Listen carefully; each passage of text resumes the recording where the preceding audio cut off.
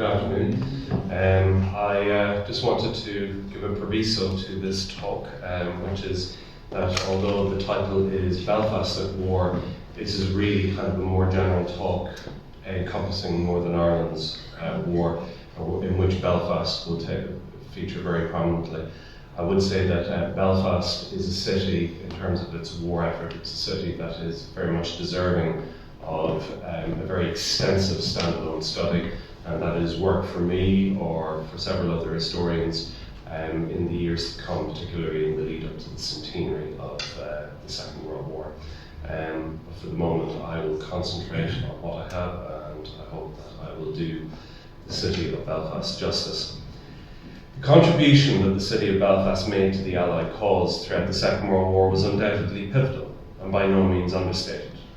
The industrial might of the greater Belfast area would be harnessed to an unprecedented extent, and the city became a hub of manufacturing and would play its part by supplementing the production of the war industries of the United Kingdom. Meanwhile, the region itself also served as a vital strategic base in the Battle of the Atlantic and a mustering ground for Allied naval, military and air forces as they prepared to mount their offensives against Nazi-occupied Europe. Belfast, as a civic and military administrative centre, was at the centre of British and joint Allied command and coordination of at least 500,000 military personnel from all over the world. Another far less acknowledged purpose which Northern Ireland acquired was that of a recruiting ground, principally for Northern Irish subjects, but also for Irish nationals from neutral Southern Ireland who enlisted in the British forces.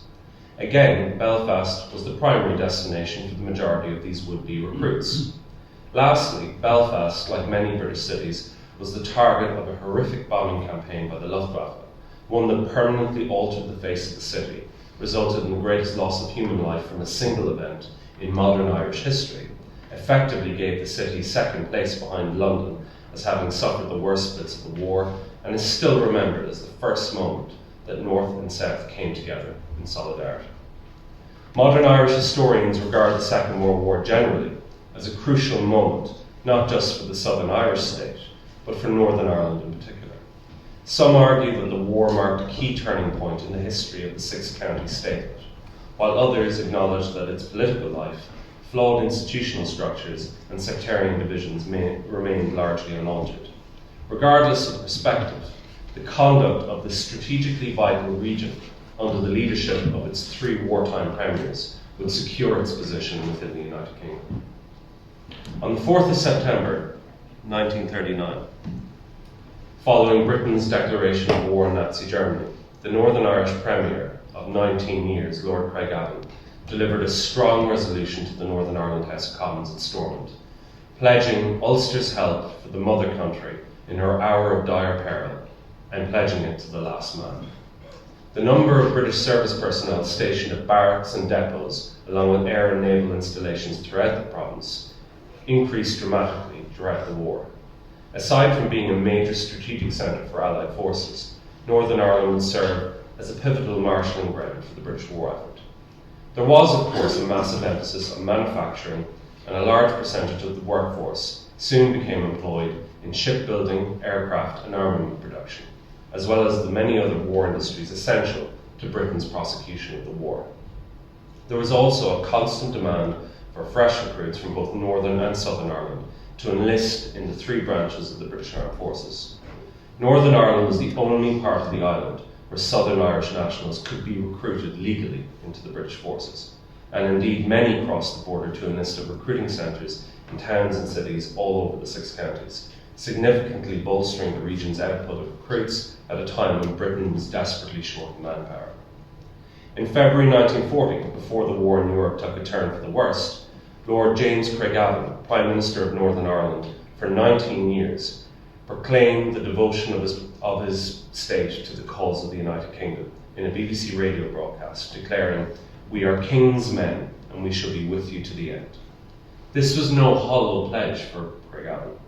He had devoted much of his life to supporting the Unionist cause and was very concerned for the safety of Britain and the Empire, as well as for the future of Northern Ireland within that arrangement. However, Craigavon's stewardship had left much to be desired, particularly towards the end of his premiership, and this was especially the case in the early years of the war. This failure on the part of Craigavon, much of it owing to his old age and ill health, caused massive upheaval within Ulster politics, severely tarnished Stormont's credibility, and badly disrupted the six counties' wartime contribution during the most difficult years of the Second World War. The Northern Ireland Cabinet Secretary at the time, Sir Wilfrid Spender, who was a personal friend and supporter of Craigavon, despaired of the elderly Premier's ill health and the arbitrary manner of his decision-making. Spender's diaries revealed a shocking disarray within the halls of Stormont, exacerbated by what he says, and I quote, an entire absence of clear thinking and coordination, end quote. The summer of 1940 brought one crisis after another for the Northern Ireland government, and Craigavon soon faced a revolt within his cabinet. Two junior ministers announced their resignations and seized upon the widespread disaffection within the Ulster Unionist Party regarding the government's handling of the unemployment crisis, recruitment for the armed forces, and the organisation of wartime defensive measures. In September 1940, a vote of censure was moved in the Northern Ireland House of Commons. Craigavon refused to give way. His ineffectiveness as a leader was further illustrated by the failure of his cabinet to maintain a working relationship with the commander of the Northern Ireland District, General Huddleston. The Minister for Home Affairs, at that time Richard Dawson Bates, refused to reply to army correspondence, provoking the personal intervention of King George VI. Spender at that time suspected that General Huddleston had actually contemplated introducing martial law. At this juncture, many in the Unionist establishment had now concluded that Craigavon was unfit for office. He could barely manage 1 hour of constructive work every day. Lady Londonderry at the time also commented in her diaries that, in her opinion, Lord Craigavon was gone gaga. In November 1940, Craigavon fell ill while inspecting a Royal Navy base in Belfast. Spender wrote that his death, just 3 days later on Sunday the 24th of November, released him from the many unresolved issues weighing upon him. However, he had lived long enough to see Northern Ireland safely ensconced within the United Kingdom. 1941 would prove to be a fateful year for many across Ireland. The Second World War was in its second year. Even though Britain had not succumbed to a Nazi invasion, there seemed no end in sight and no clear path to victory. The British were struggling to safeguard their convoys in the Atlantic. Their armies faced growing challenges in North Africa, and although the RAF had triumphed in the Battle of Britain, they were utterly powerless to prevent the bombing of British cities. The neutral Irish state and Northern Ireland regarded one another very warily throughout the opening years of the conflict. The Dublin and Belfast governments suspected one another of everything, from subversion to plotting outright invasion of one another, and the long-standing Cold War between the two jurisdictions showed little sign of thawing. In July 1940, the Taoiseach, Eamon de Valera, rejected a so-called, quote, offer of unity, unquote, from Churchill's cabinet, essentially entailing Irish entry into the war on the Allied side in return for what was ostensibly a very vague promise that Britain would engineer some form of post-war reunification. An elderly, ailing, and profoundly shocked Northern Irish Prime Minister promptly assured London that to such treachery to loyal Ulster, I shall never be a party. Craigavon passed away, satisfied in the knowledge that he had done his best to oversee the safe maintenance of the six counties within the UK. But sadly, he had done nothing to ensure public safety in the Greater Belfast area from the dangers of aerial attack. As early as 1939, British defence experts countered the popular belief held widely within Stormont that Belfast lay far beyond the range of the Luftwaffe. In reality, according to these experts, a force of enemy bombers could easily reach the city in less than 3 hours. Anonymously, a German reconnaissance aircraft was spotted surveying the city within weeks of Craigavon's death. In March 1941, the Luftwaffe raided the Clydebank and parts of central Glasgow. Stormont ministers under Craigavon's frail successor, John Miller Andrews, awoke to the impending danger as the Minister for Public Security, John McDermott, assured the Cabinet that Belfast would surely be next. McDermott accurately forecast the bombing to occur during the two moon periods of April 1941, the 7th and the 16th, and he pointed out that Belfast was poorly protected with little by way of anti-aircraft defence. The city had the highest population density per area in the UK at that time, but the lowest proportion of public air raid shelters, only 200 of which were in the harbour, mostly in the harbour area. It was estimated that 4,000 households had constructed Anderson shelters, but this was largely contingent on wealth and affluence. Belfast's working class districts were largely unprotected and exposed by comparison. On the night of the 7th of April 1941, McDermott's warning came to pass. A tiny force of 6 Heinkel HE-111 bombers from Kampfgruppe 26 raided the docks at low level with incendiaries, high explosive bombs and parachute mines. Although residential areas were also hit, casualties were small by British Blitz standards. Just 13 people perished. This, according to the late author and journalist Robert Fisk, had been what he describes as, quote, a pinprick exploratory raid, close quote. On returning to France, these Luftwaffe crews reported to their commanders that Belfast's air defences were inferior in quality, scanty and insufficient. In the days that followed, a frantic McDermott scrambled to bolster the city defences for the next attack. Belfast's ARP, or Air Raid Precaution Services, were fully mobilised. Searchlights arrived from mainland Britain on the 10th of April, and barrage balloons were positioned. However, Belfast possessed a mere 22 anti-aircraft guns, of which only 16 were heavy AA guns. There was no smoke screen and no night fighter air cover, save for a squadron of Hurricane fighters based at nearby RAF Aldergrove. Meanwhile, in Dublin, De Valera and his government, seemingly unperturbed by events in the north, busied themselves with preparations for the Silver Jubilee commemorations of the 1916 Rising.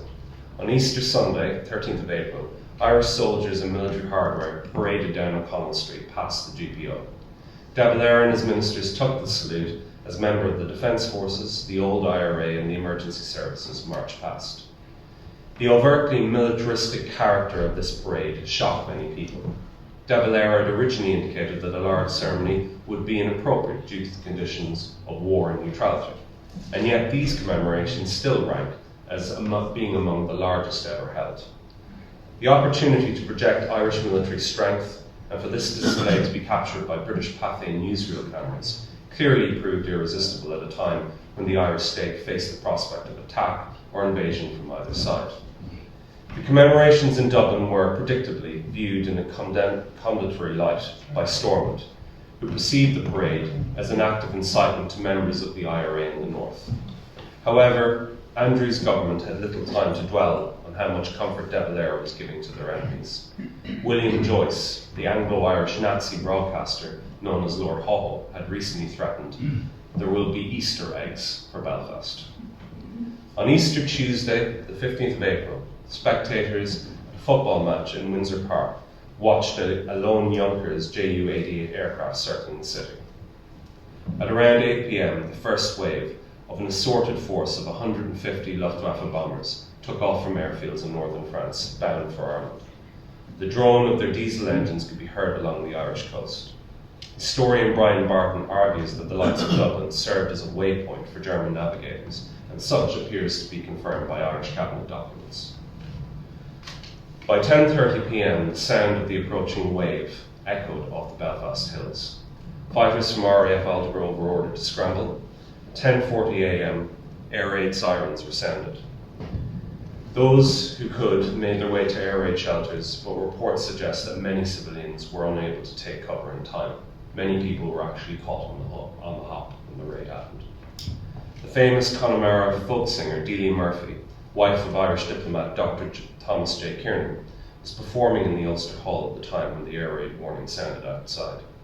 The venue was, and I quote, packed to the rafters, unquote, with an above-capacity audience and a fire warden informed the unnerved crowd that German bombers were off the coast of Down and that nobody was to leave until the raid was over. Soldiers then blocked the doors to prevent the gradually panicking crowd from rushing the exit. As the bombs began to fall outside, people began to scream in terror, but Murphy quickly intervened to calm the crowd. She engaged them in a series of hearty sing-alongs, while the bar apparently plied the crowd with alcohol.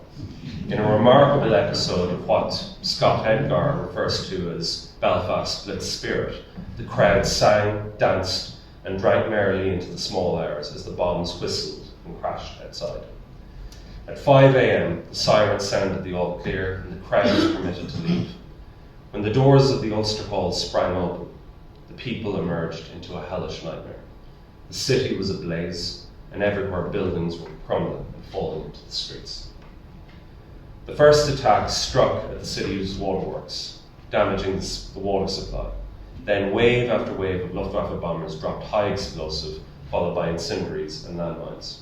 When the incendiaries were dropped, firefighters could only watch helplessly as the city burnt all around them, the water pressure being too low for effective firefighting. The effects of the raid are quite frightening to consider even today. The German crews that flew with the last wave of bombers that night were actually quite shocked at the sea of flames that their comrades had initiated, which spread over the entire harbour and industrial area, according to one German eyewitness. The Luftwaffe were unaware that they had directed their attacks primarily on residential areas. It had been their original intention to mainly target the docks, shipyards and industrial areas of the city.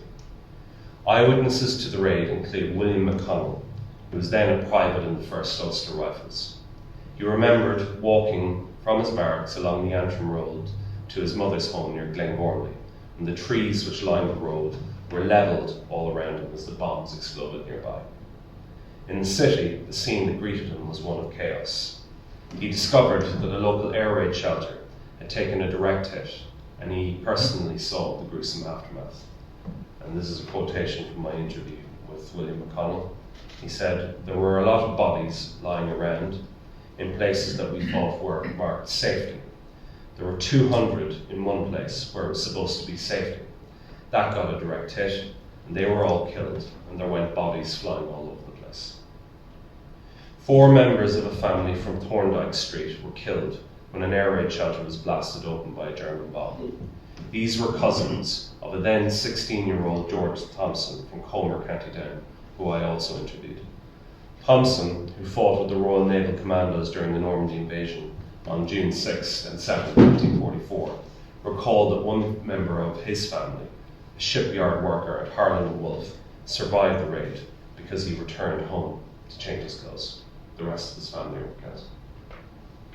The firestorm that was conceived from the 140 fires burning throughout Belfast was so overwhelming that John McDermott, who was watching the inferno engulf the city from his home near Stormont, rang Sir Basil Brooke to ask his permission to request fire brigades from Dublin.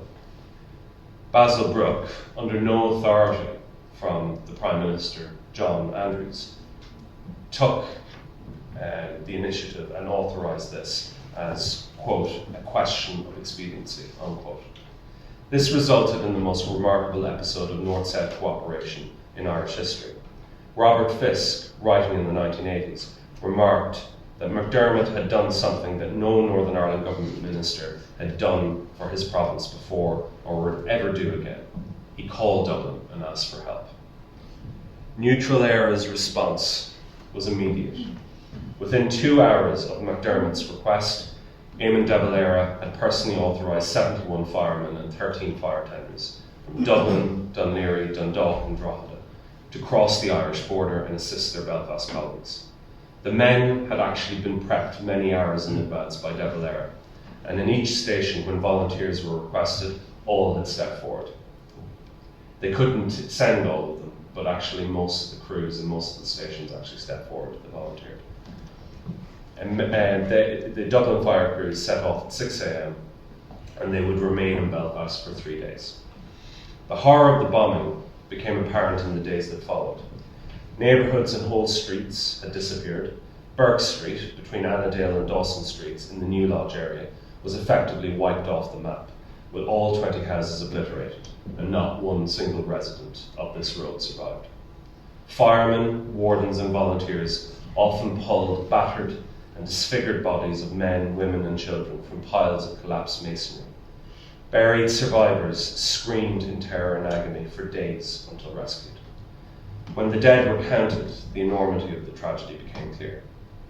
Estimates still vary, but there is broad consensus that between 900 and 1,100 civilians, emergency service and military personnel were killed and some 1,500 injured on the night of the 15th to 16th of April. The minimum estimate is actually 800, but it is conjectured, and it has been conjectured, that there are a lot of mass graves containing way more casualties, bodies of way more casualties than were actually accounted from the raid. The truth is that the actual figure, the real figure of the death toll may never really be known, but it's been speculated that it was actually as high as 1,000, if not 1,100. Even taking the lowest estimate of 800 deaths that I just mentioned there, one arrives at the largest figure of casualties to occur from a single incident in modern Irish history.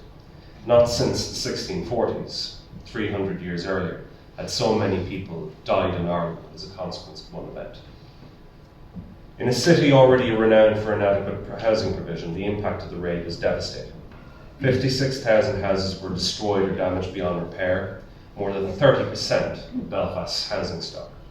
Over 100,000 civilians poured out of the city in the days that followed. Those who could not find refuge in northern towns and villages, or in Dublin, where dehoused refugees flocked in their thousands for weeks afterwards, slept in farmhouses, barns, or in open fields in the countryside.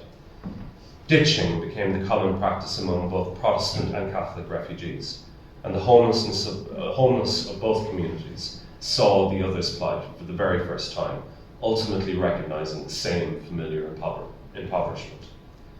The rage felt equally by the two communities that Stormont's incompetence and lack of preparedness was summarised by Tommy Henderson, an independent unionist MP for Belfast Shankill in the Northern Ireland House of Commons. Henderson slated every member of the government, with the exception of John McDermott, and told the Minister for Home Affairs, Richard Dawson Bates, about the solidarity between refugees of both communities sheltering in the countryside.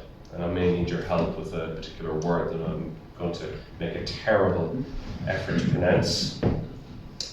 And I quote Tommy Henderson: "The Catholics and the Protestants are going up there mixed, and they are talking to one another. They are sleeping together in the same shug, shock, or ditch." I don't speak Ulster Scots. I barely speak Irish, guys. Below the same tree or in the same barn, they all say the same thing, that the government here is no good. In the south, there was shock and outrage, as well as disbelief at the carnage. De Valera immediately registered formal protest to Berlin, and the Department of External Affairs soon received a visit from Dr. Edward Hempel, the German representative in Dublin, who was actually terribly distressed by the news of the extreme casualties in Belfast. 4 days later, at a public gathering in Castlebar, County Mayo, De Valera stated, "They are our people. We are one and the same people. And their sorrows in the present instance are also our sorrows." On April 17th, the Irish Times editorial read, "Humanity knows no borders, no politics, no differences of religious belief.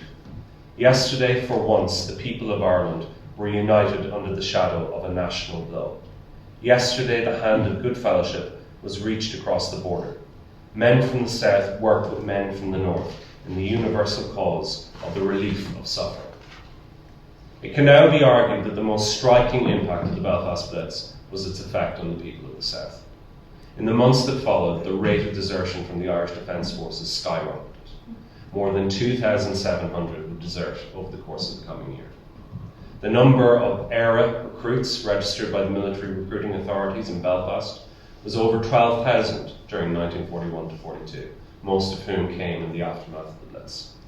It is not known how many joined the British forces in Britain, but the number of exit permits issued to Irish immigrants travelling to the UK to work in war industries during this particular period dramatically increased. It actually went up fourfold.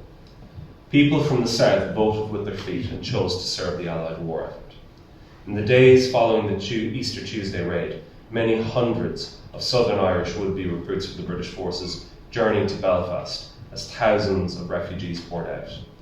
A long queue formed at the Clifton Street recruiting office, and this was reported on by a British war correspondent under the ironically titled article, Ulster's Answer to Belfast Blitz. Although the Irish state would remain resolutely neutral for the duration of the conflict, Dublin's previously excellent relations with Berlin were irrevocably tarnished. Ultimately, the Blitz on Belfast, a campaign designed to break the people of the north, turned much of the Irish public in the south firmly against the Nazi cause, into the arms of the Allies, and for a brief moment united the entire island for the first time since partition.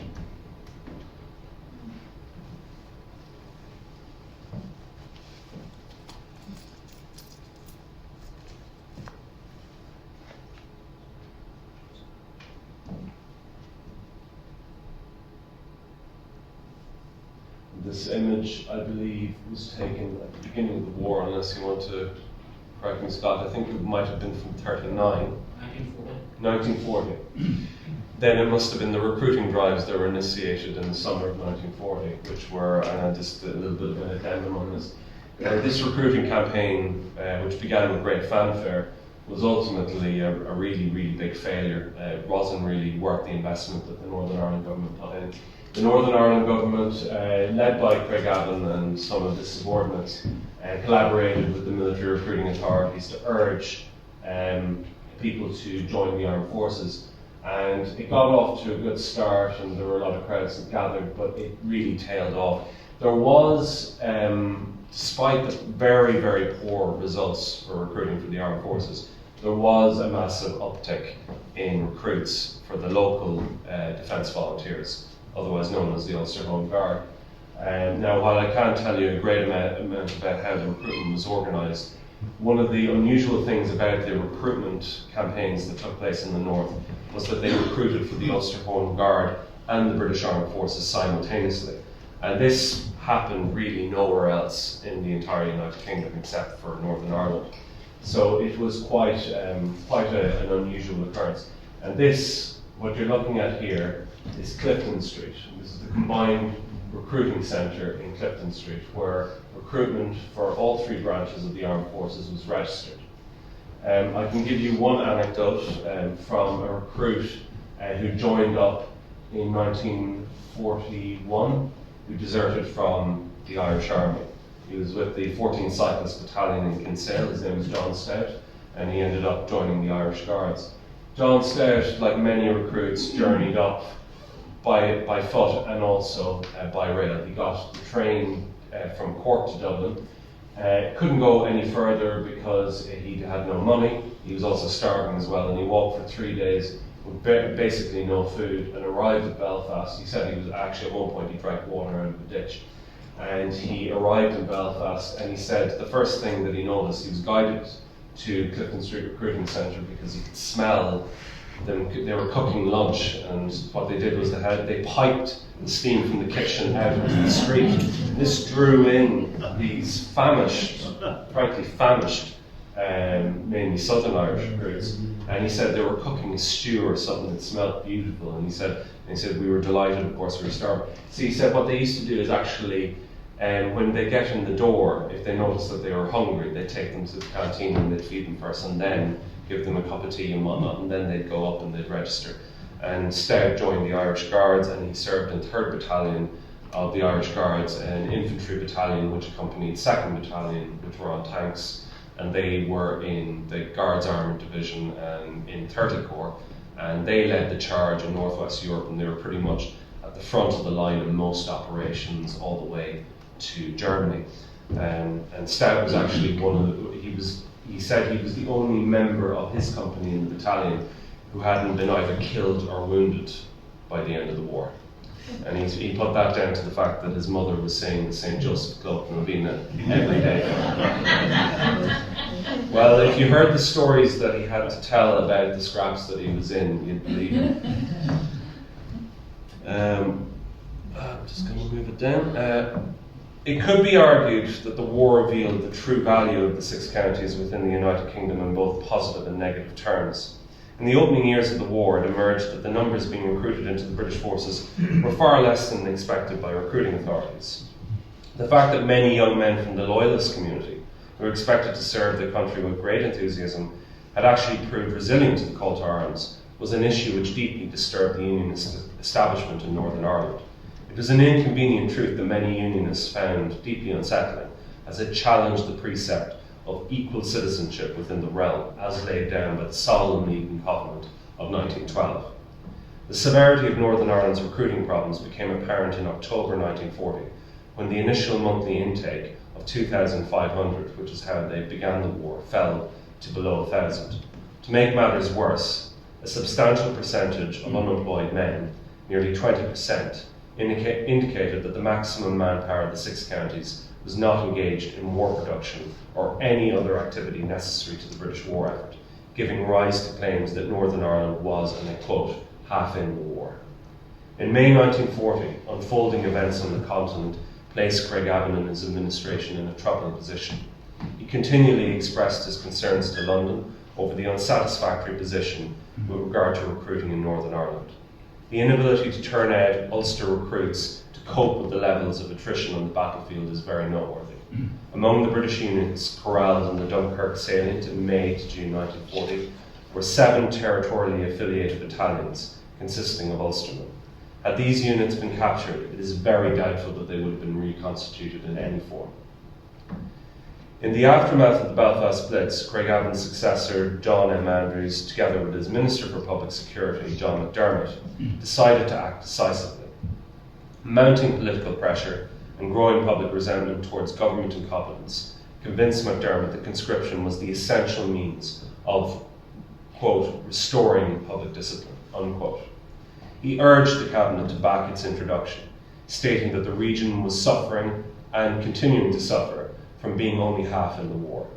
The willing horse is bearing the brunt, and we are in danger of working him to death. Even the previously reluctant British government, whom Craigavon had tried unsuccessfully to lobby for the extension of conscription in May 1939, were now contemplating its introduction in Northern Ireland in light of the acute shortages of manpower in Britain. Military authorities in Belfast had reported to London their estimate that some 48,000 men of military age could be raised for the British forces. The scheme met with stern opposition. Northern nationalist MPs and senators, assisted by the Catholic Church, led by the, I don't know what to call him, the Archbishop of Armagh, Cardinal McRory, and supported by the Dublin government, organised a province-wide anti-conscription campaign, culminating in a mass rally in Belfast on the 25th of May 1941. 2 days later, on the 27th of May, British Prime Minister Winston Churchill, taking into consideration the considerable unrest that was being threatened in Northern Ireland, announced to the Westminster House of Commons that it would be, and I quote, more trouble than it is worth, unquote, to impose compulsory national service upon Northern Ireland, and the proposal was quickly abandoned. In many respects, John Miller Andrews was highly unfortunate to have inherited the office of Northern Ireland Prime Minister during this period. Craigavon had left an untidy legacy, and Andrews, with failing health, a lack of administrative experience, and frankly a flat personality, was ill-equipped to provide leadership during the coming crisis. His paltry response to the Belfast Blitz of April 1941, followed by the disastrous attempt to extend conscription to Northern Ireland in May, dealt his political career a fatal blow. Innumerable policy vacillations severely reduced Stormont's credibility at Westminster, while at home in Northern Ireland, questions were raised as to the quality of the Unionist leadership, given their failure to implement policy and providing comfort to their nationalist opponents. Andrews' fall from power resulted from a political collapse after 2 years of failed leadership and a basic inability to grapple with the challenges facing Northern Ireland during the war. Election defeats, growing industrial unrest prompted by appalling labour conditions, and the unveiling of corrupt practices and an abusive patronage from an inquiry into the activities of the Belfast Corporation in June 1941 were just a few of the crises that dogged the Andrews government. His deficiency as a wartime leader also stemmed from his refusal to replace or reshuffle cabinet ministers whose inadequacies were obvious. Public discontent and growing dissatisfaction soon sparked a rebellion within the Unionist Party, which ousted Andrews towards the end of April 1943. In spite of his failures as a leader, Churchill paid a warm tribute to his efforts as Prime Minister at a very difficult time and praised loyal Ulster, claiming that the bonds between Britain and Northern Ireland were, and I quote, tempered by fire and are now, I firmly believe, unbreakable, unquote. Stormont officials were kept well informed of the intake of recruiting centres, and the Prime Minister's office was regularly updated by the headquarters of the General Officer Commanding of the Northern Ireland Recruiting District regarding figures for Northern and Southern Irish recruits. Irish nationals were permitted to leave neutral Ireland, unhindered, for the purpose of enlisting in Britain's armed forces. Irish veterans, some of whom I interviewed, stated that they took the train to Belfast and went to the combined recruiting centre on Clifton Street to enlist in one of the branches of the British forces. A smaller number walked to Belfast or to the nearest town across the border, enlisting at armed forces recruiting offices or an army depot. Approximately 26,000 Northern Irishmen and women, matched by slightly more than 45,000 recruits from the neutral south, joined the British forces from 1939 to 45, totaling exactly 71,450 recruits from the beginning of the war to the end. Hidden among the droves of Irish recruits who journeyed north were more than 5,000 soldiers who deserted from the Irish Defence Forces.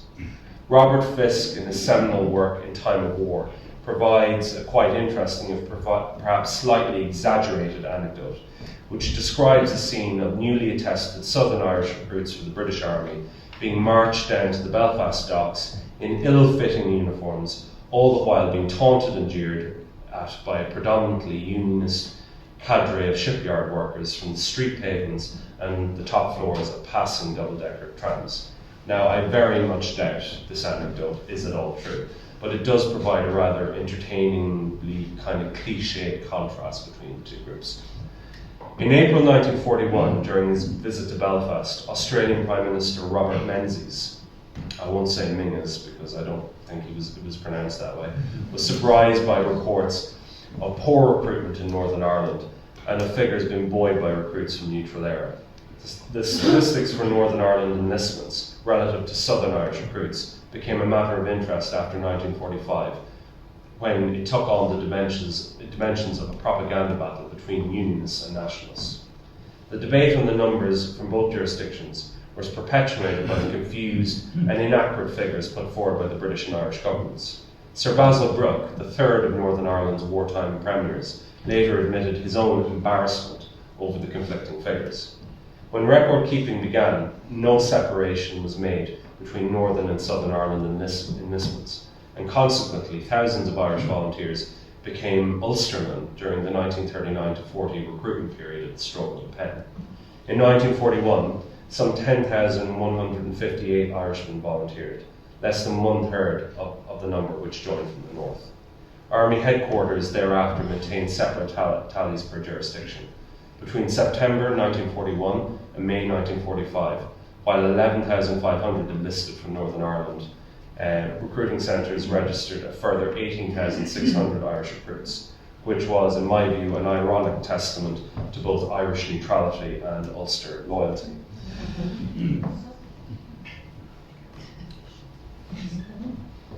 I'll just play this video. So I believe that the regiment, or the regimental depot that we are seeing here is the Royal Irish Fusiliers. I think it would be safe to say that. And the Royal Irish Fusiliers, also the Royal Enniskillen Fusiliers, was made up of a minority.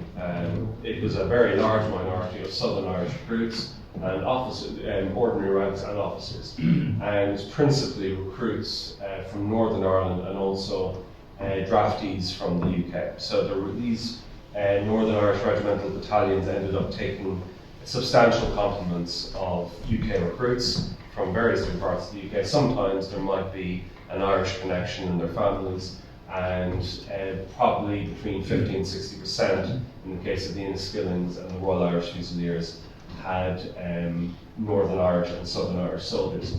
In the case of the Royal Ulster Rifles, the percentages were way more substantial. You actually had anecdotes that suggested that up to half of both the 1st and 2nd battalions of the Royal Ulster Rifles were made up of men from the south, the other half largely men from the north. And in the Royal Ulster Rifles in particular, given the fact that this was a regiment that sent a battalion in by air and sea on the same day, on the 6th of June 1944, there was a very, very substantial number of Irish Army deserters in both these battalions who played their part in the fighting in Normandy. After the United States entered the war after the attack on Pearl Harbor, in December 1941, our American Army and Naval forces joined British and Allied units serving in 6 counties.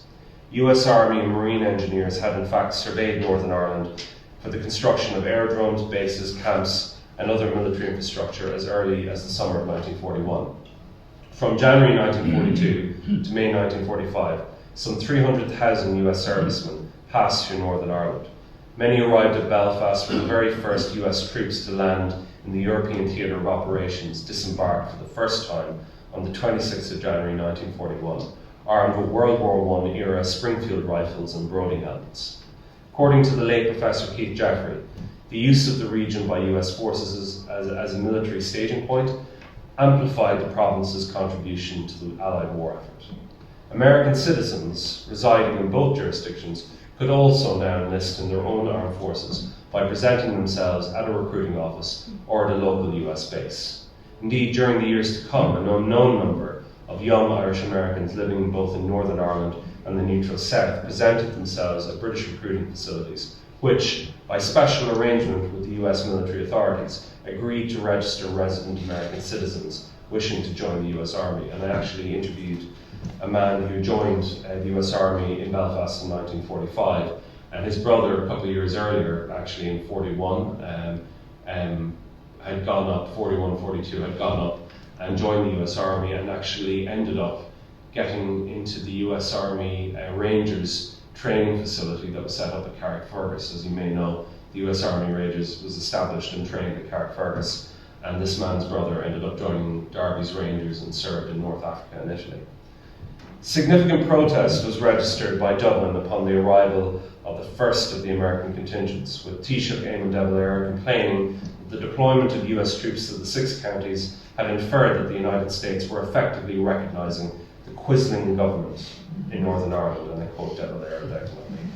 Additionally, the initiation of what was called Operation Magnet, a component of which saw the handover of command and control of the Northern Ireland district, including discretionary powers to invade Southern Ireland, to the US commander, Major General Russell P. Hartnell, provoked objections from the Chief of Staff of the Irish Defence Forces, General Daniel McKenna.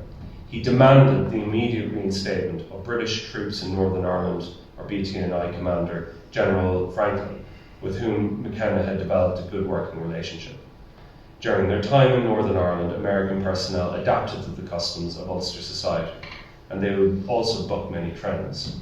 Cinemas, clubs, and bars in Belfast were packed to capacity, entailing the introduction of late opening hours. In Derry, in an Orange Hall requisitioned for the use by the US Army chaplaincy services, was converted into a mass chapel for Catholic GIs.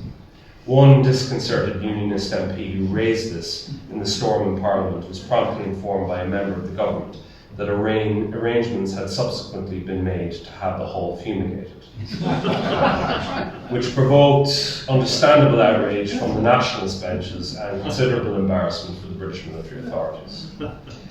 American personnel mixed with the local population. By the end of the war, there were hundreds of GI brides in Northern Ireland, along with many children born both inside and outside wedlock. The position of the African American personnel in the 6 counties was also often quite precarious. They found themselves stationed at isolated camps along the western banks of Lough Neagh and were often ostracised. Asked by a local priest if he was a Catholic, one black GI exclaimed, "Holy snakes, no, it's bad enough being a Negro in Northern Ireland." After the departure of John Andrews and having sounded various representative opinions about who should take the helm, the government of Northern Ireland, Lord Abercorn, invited Sir Basil Brooke to form a government in May 1943. Unlike his predecessors, Brooke handled matters regarding Northern Ireland's role in the war with far more caution, confidence and pragmatism. His key objectives were to restore public confidence in Northern Ireland's political institutions, repair the recent damage done to Stormont's relationship with Westminster, and to improve the coordination of the regional war effort, most notably in the areas of recruiting, defence and industrial production. The latter objective for Brooke would be the most important priority. Brooke immediately directed his Minister for Labour, William Grant, to provide him with reliable estimates on the manpower distribution of the 6 counties. From a workforce of more than 300,000 people, 156,000 were engaged in agriculture. 28,000 had enlisted in the British forces, 20,000 went to Britain for what was called urgent national work, and 133,000 were involved in industrial production. Most of this latter group, worked in aircraft plants, shipyards, the munitions, engineering and motorworks, textile factories and various other reserved occupations. Belfast produced an abundance of war machines and materiel during the war. Around 700 ships were launched from the Harland and Wolff yards. Hundreds, many, probably more hundreds, of warships were repaired in dry docks, and 550 tanks were constructed in a special tank workshop within the Harland and Wolff yards. Roughly 2,200 aircraft were constructed by Short and Harland on the Belfast docks and in satellite plants at Aldergrove and Margabury. Sorry. I hold my hands up. Munitions works in the Greater Belfast area also manufactured 75 million artillery shells, 180 million incendiary bullets, 50,000 bayonets, and other military materials such as uniforms, parachutes, and radio equipment as well. In April 1945, Brooke clashed with Minister for Labour Ernest Bevan during negotiations for post-war contracts. Bevan had previously suggested that workers should be moved to Northern Ireland, moved from Northern Ireland and the Greater Belfast area to Britain's war industries due to Stormont's inability to conscript manpower for the military or mobilise the population to work in factories. Clearly frightened by the implication, Brooke worked hard with his Conservative colleagues in Westminster to ensure that Northern Ireland would have a viable future as an industrial region in the United Kingdom. At the end of the war, Churchill paid a very warm tribute to Northern Ireland's efforts during the war, without which he claimed Britain would not have survived. And I quote, "By the grace of God, Ulster stood a faithful sentinel," end quote. As for the role of Belfast, it is quite clear that the second city of Ireland and the regional capital of Northern Ireland have proved its mettle in the struggle that Northern Ireland endured. Wartime Belfast has, in my view, earned the right to a narrative completely of its own, and much work will still need to be done in order to ensure that it gets the narrative that it deserves. I hope my talk has proved illustrative of the central place that this city played in Northern Ireland's war effort and within the Allied war effort as a whole. Thank you very much.